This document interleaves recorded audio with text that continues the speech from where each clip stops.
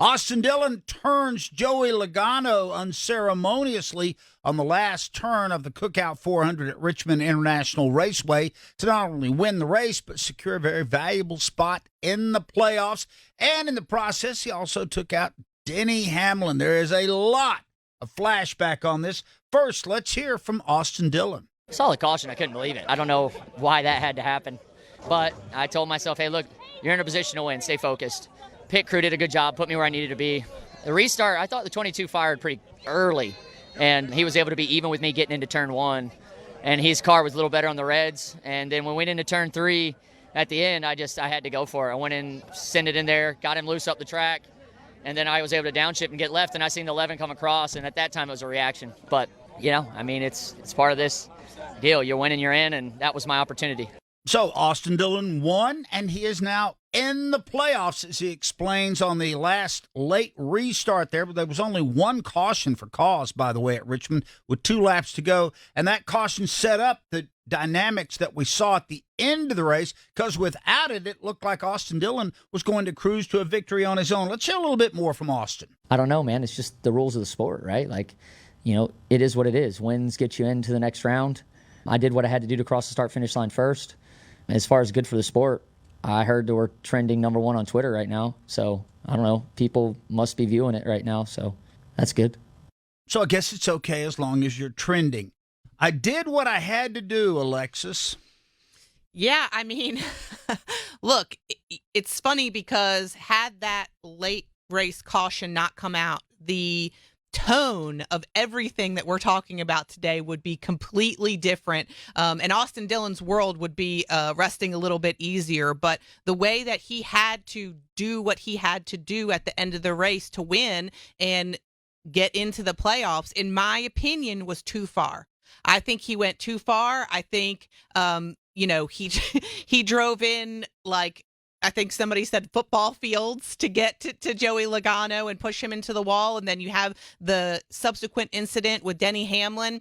And in my opinion, yes, this is what the sport kind of sets up with this win and you're in elimination style playoffs. It makes something like this probably inevitable from happening. But I think NASCAR needs to step in and make sure that it doesn't happen again, because it's not a good look.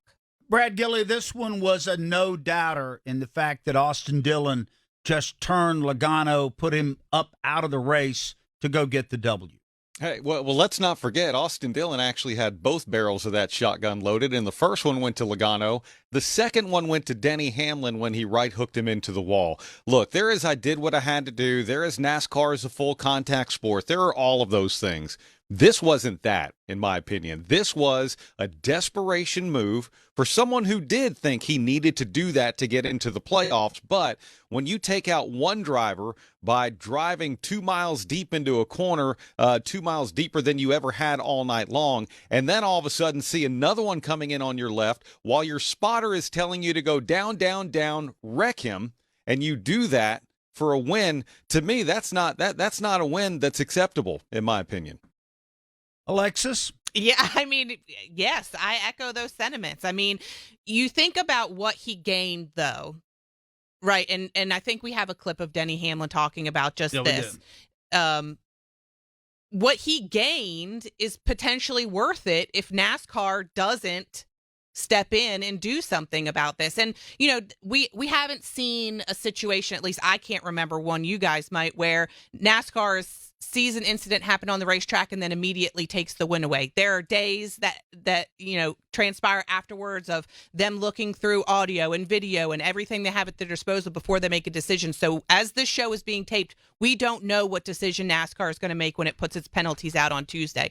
But if they don't penalize him in any way and this win stands as it is, he's jumped from 32nd to 16th is the lowest that he can finish in points. Think about what he gained in that. Oh, it was worth everything for him. For him? Absolutely worth everything for him and Richard Childress Racing to move from 32nd in points to the win. And maybe that makes you scratch your head about this whole win and you're in thing. Yeah. Because 31 other teams have outperformed them all season long consistently. Let's talk about the most offended party here. Looked like Joey Logano was going to get his second win of the year. What are your thoughts on what happened down there? It's checkered. There's no doubt about it. He's 4 car lengths back, not even close. Then he wrecks the 11 to go along with it. And then he's going to go up there and thank God and praise everything with his baby. It's a bunch of BS. It's not even freaking close. I mean, dude, I get it, bump and run. I get it. I didn't back up the corner at all. He came in there and just drove through me. It's ridiculous that's the way we race. Unbelievable. I get bump and runs. I do that. I would expect it. But from 4 car lengths back, he was never going to make the corner. And then he wrecks the other car. He wrecks the 11 to go with it. So what a piece of crap. So what's fair game moving forward? How do you race him? Next week or in the playoffs? Wait and see. All right, thanks to NBC for the use of their audio, and let's set that up. You hear the crowd reacting to what Joey's saying because they've got the television audio on the PA at Richmond. Yeah, but I'm curious, your guys' thoughts on, because in the moment, as I'm watching this transpire on my television, Austin Dillon, he's doing burnouts and all that. And he's getting cheers, I think, from the crowd, it seems like to me. Then they play the interview that Dylan Welsh does on NBC on the big screen for the fans to see of Joey Logano, and they start to boo. So I'm thinking they're booing Joey Logano, and his reaction to what happened when, I certainly agree more with the Joey Logano side than I would with the Austin Dillon side. But you have to think about the 2 drivers that he took out to get this win are ones that aren't very well liked by the NASCAR fan base.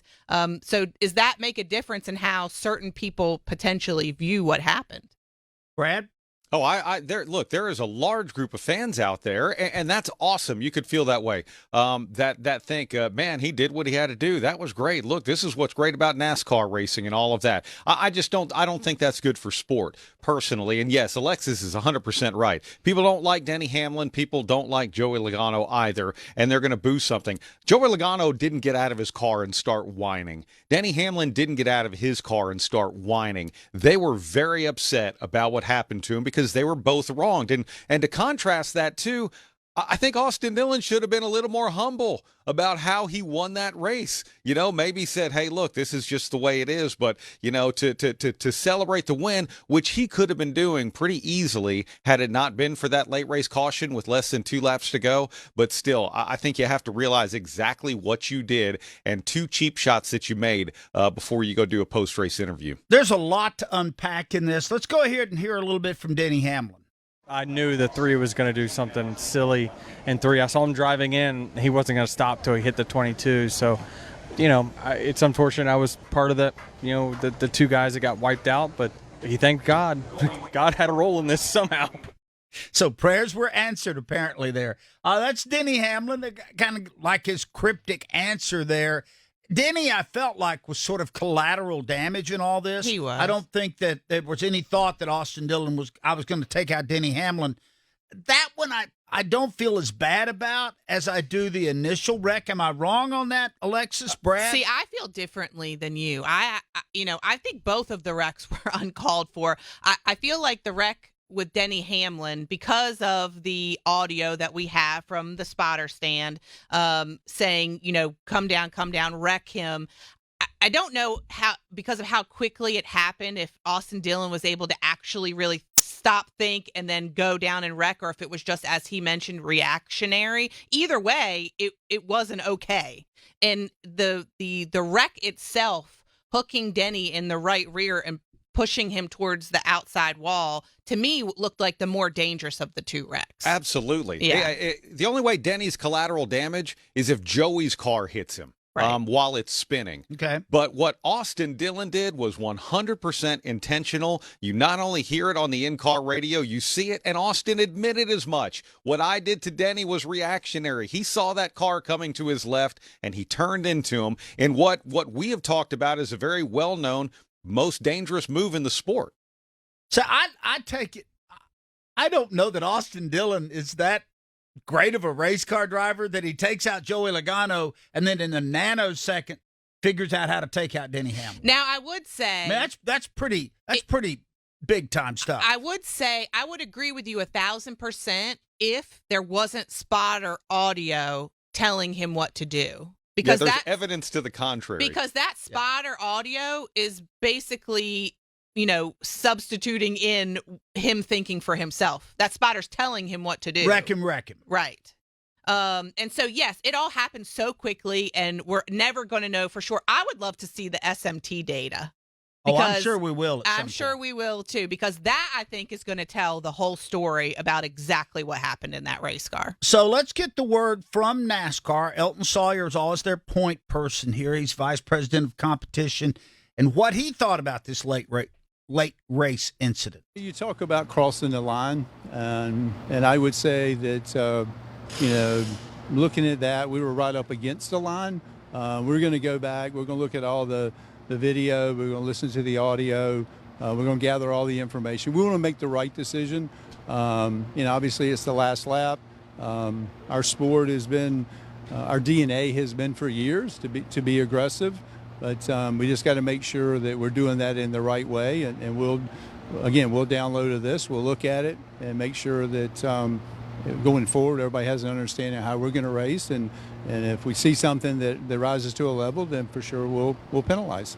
I like Elton a lot, known him a long time, but then if this doesn't cross the line, then in my mind there is no line. Yeah, and I'm more talking about the first crash where he takes out Logano, and there was no hope that he was going to pass Logano without wrecking him. Right. Mm-hmm. And in my mind, you've crossed the line at that point. Sure, absolutely. I mean, we talk about, and I saw a lot of people reference the move on social media yesterday as a video game move, because if you've watched any iRacing, people have done that time and time again in the virtual world.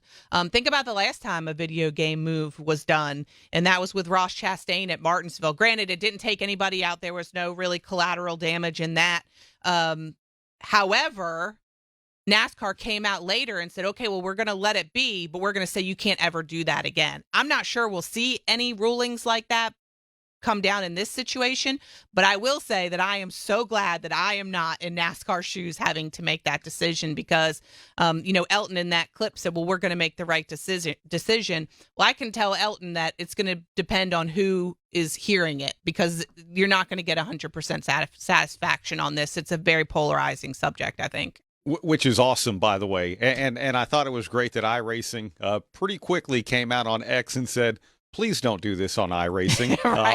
Yeah. Let's just take a moment to enjoy the fact that we're going to see a lot of great memes with this here over the next few weeks, months, whatever it might be. But I do think there is recourse that NASCAR can take, and NASCAR can take this week without having to take away the win. I don't think they should do that at this point. If the win was going to be taken away, it should have happened at the racetrack. I don't see that happening, but I think there is recourse that could see Austin Dillon not being a playoffs contender.